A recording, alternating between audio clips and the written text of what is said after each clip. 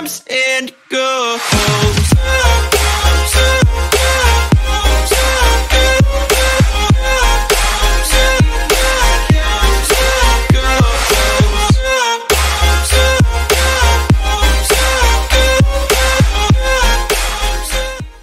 Bismillahirrahmanirrahim. Assalamualaikum warahmatullahi wabarakatuh, sahabat Inspira Frame. Kita kembali lagi. Kalau kemarin kita ngobrolin soal value di perusahaan. Nah, hari ini agak berat lagi nih. Kita ngomongin soal talent mapping. Nah, bahasa kasarnya nyari minat gitu ya, atau kita memikirkan soal bakat dan minat gitu ya. Jadi bahasa kerennya talent mapping. Oke, jadi kalau di iFrame itu sendiri, ketika rekrutmen kita memang selalu mengedepankan apa itu talentnya seseorang yang ingin masuk kayak gitu. Nah, tapi beberapa saat yang lalu kita memang masih belum bagus lah sistemnya ya. Dan akhirnya kita menemukan talent mapping dan sekarang karyawan sudah alhamdulillah mendapatkan talent mapping itu. Nah, kira-kira kita akan ngobrol langsung nih sama owner iFrame. Bagaimana perjalanan beliau menemukan apa itu talent mapping. Oke. Mas Fani, siap. Toto, resmi. Gimana? Soal talent mapping itu bagaimana? Apa talent mapping bagi iFrame? Oke. Jadi sekali lagi disclaimer, ini kita kan praktisi ya. Kita bukan konsultan talent mapping, kita bukan akademisi talent mapping. Kita hanya praktisi yang menggunakan talent mapping untuk mengembangkan bisnis. Dan talent mapping yang kita gunakan kan punyanya Abah Rama Royani ya. Talent mapping namanya Abah Rama Royani, karena bisa jadi nanti di luar sana ada banyak, misal DSC, Papi Kostik, dan mungkin masih banyak lagi lah yang lebih paham, mungkin orang-orang psikolog. Cuman kita sejak tahun 2018 atau 19 kira-kira kita menggunakan talent mapping dari Abah Rama untuk memetakan staff atau memetakan tim iFrame. Jadi ceritanya dulu itu saya mengikuti beberapa pelatihan bisnis, beberapa guru bisnis, dan guru bisnis itu ketika ditanya sebenarnya ilmu paling dasar yang harus dimiliki oleh seorang pemimpin usaha itu apa, gitu kan. Dari beberapa guru yang saya temui, jawabannya hampir selalu mirip. Pertama, NLP, Neuro Linguistic Program. Jadi, yang kedua, talent mapping. Talent mapping. Ya, intinya saja inti dua itu adalah bagaimana kita mengenal diri sendiri sih.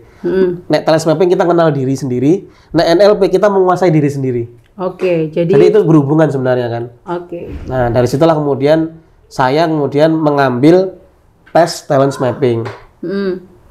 Saya dan kemudian tim inti lah, istri, kemudian wakil direktur. Ketika itu tim inti saya talent mapping kan. Jadi kita petakan sebenarnya cocok nggak sih? Cocok nggak sih dengan job desk-nya gitu kan. Nah, dari situlah kemudian kita mengalami banyak perubahan. Contoh perubahan signifikannya adalah dulu itu rekrutmen saya lakukan sendiri gitu kan. Karena memang pemimpin gitu kan. Pemimpin ya. Ternyata kemudian hasilnya itu nggak cocok sebenarnya. Yang lebih cocok adalah istri dan Mas Bejo. Kenapa kok cocok? Karena keduanya punya talents yang namanya individualization. Jadi individualization itu dalam talent mapping Abah Rama Royani itu artinya bisa mengenali potensi orang, bisa mengenali sifat-sifat juga. Dan yang kedua punya empati. Jadi bisa merasakan, gitu kan, bisa merasakan perasaan orang, mungkin bisa merasakan gelagat orang. Saya empatinya paling bawah. Jadi mungkin nggak begitu paham, misalnya kok orang sedih ya luweh lah kan. Iya, jadi kalau di talent mapping itu teman-teman, itu ada 34 kayak karakter gitu. Jadi karakternya itu banyak sebenarnya, tapi ini dikelompokkan menjadi 34 karakter, di mana di situ ada yang 7 teratas itu adalah kekuatan kita, 7 terbawah adalah kelemahan kita. Terus lalu apakah kelemahan harus dibuang gitu? Enggak. Jadi kelemahan itu malah justru harus kita akali supaya kita itu nggak parah-parah banget gitu loh.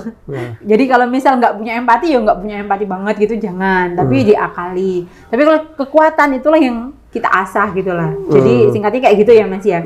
Nah, terus di cerita yang tadi itu, jadi dulu itu yang rekrutmen kan Mas Fani tuh. Nah, terus kita nggak tahu gitu loh, yang punya sifat menginterogasi orang, melihat sifat orang tuh nggak tahu itu siapa gitu kan. Setelah kita melakukan talent mapping ternyata ketahuan tuh. Mas Fani itu nomor 1 adalah responsibility. Lalu seperti apa Mas? Responsibility itu kayak gimana orangnya? Responsibility itu artinya tanggung jawab. suka menambah amanah, suka diberi amanah. Senang. Jadi saya itu bisa jadi gini, kalau saya diberi amanah saya akan perfeksionis. Saya akan menyelesaikannya dengan sebaik-baiknya lah, dengan standar sempurna, saya. gitu dengan ya. standar saya sebaik-baiknya. Jadi gini, nanti talent mapping itu 7 teratas dan 7 terbawah itu yang intinya itu. Jadi 7 teratas itu kan kekuatan, tapi dalam beberapa titik juga bisa jadi kelemahan. Ya, jadi jadi bukan berarti terus hebat banget tuh. Contoh saya, misal saya nomor satunya responsibility. Itu saya karena senang diberi amanah, saya punya kelemahan akhirnya. Kan semua tak ambil akhirnya. Iya. Dulu makanya masa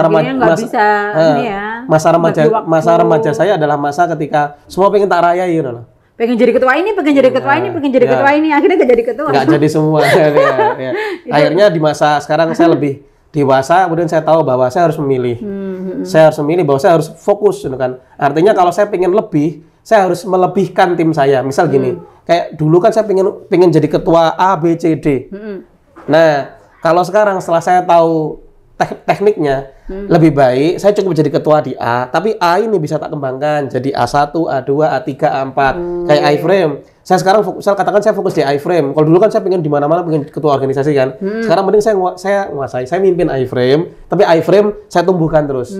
Saya tambahi amanahnya di iframe. Jadi punya cabang, gitu unit ya. bisnis baru, bisnis kayak gitu. Tapi setelah itu terus puas ya biasanya. Kalau kekuatan tuh gitu ya. Jadi kalau kekuatan itu ada beberapa hal yang bisa kita sebut sama kekuatan. Yang pertama kalau melakukan itu kita nggak terkuras energinya, malah bertambah gitu ya. Yang kedua tidak bosan. Terus tidak dibayar pun juga nggak masalah. Biasanya kekuatan tuh kayak gitu. Jadi kalau ada teman-teman yang ngakunya, aku tuh suka loh nyanyi gitu, tapi setelah nyanyi kok tambah stres, berarti itu bukan passionnya, bukan minatnya kayak gitu kan. Nah, kira-kira kalau di iframe sendiri, talent mapping itu sangat signifikan nggak ini perubahannya setelah di talent mapping sama nggak di talent mapping? Sebelum jawab itu sebenarnya kita mungkin agak balik dikitnya gini. Jadi kenapa kok orang harus paham talent mapping? Jadi kita harus paham talent mapping karena sebenarnya filosofinya gini. Kita harus tahu untuk apa kita diciptakan kan. Oleh Allah kita tuh diciptakan seperti apa. Karena orang kembar aja mesti berbeda kan. Betul. Orang kembar aja nggak persis. Ada perbedaannya, apalagi orang yang begitu banyak di dunia ini gitu kan. Makanya analoginya gini, kalau analoginya dari Abah Royani bahwa kita harus tahu ibaratnya kayak mobil ya. Kita diciptakan sebagai mobil yang kursinya dapat 40. Berarti apakah kita? Bis apa fungsinya? Ngangkut orang. Ada lagi orang B, orang misal katakan si boy gitu kan. Katakan si mobil boy ini diciptakan dengan bak terbuka kira-kira. Kira-kira apakah dia? Pickup. Kemudian ada lagi si C, misal Wisnu gitu kan, si C itu. Alphard. Si C ini diciptakan sebagai Alphard. Ada bak terbuka tapi rodanya 8. Apa ya? Rodanya 8. Apa? Orang rodanya 8 berarti rodanya 6 kan. Apa? Truk. Nah, truk apa berarti bebannya lebih besar itu. Jadi ketika kita tahu siapa diri kita akan bisa memaksimalkan potensi kita. Kan di situ. Jadi saya tuh bisa. Bias tuh bisa buat ngangkut barang, cuman kayaknya membutuhkan energi yang terlalu besar.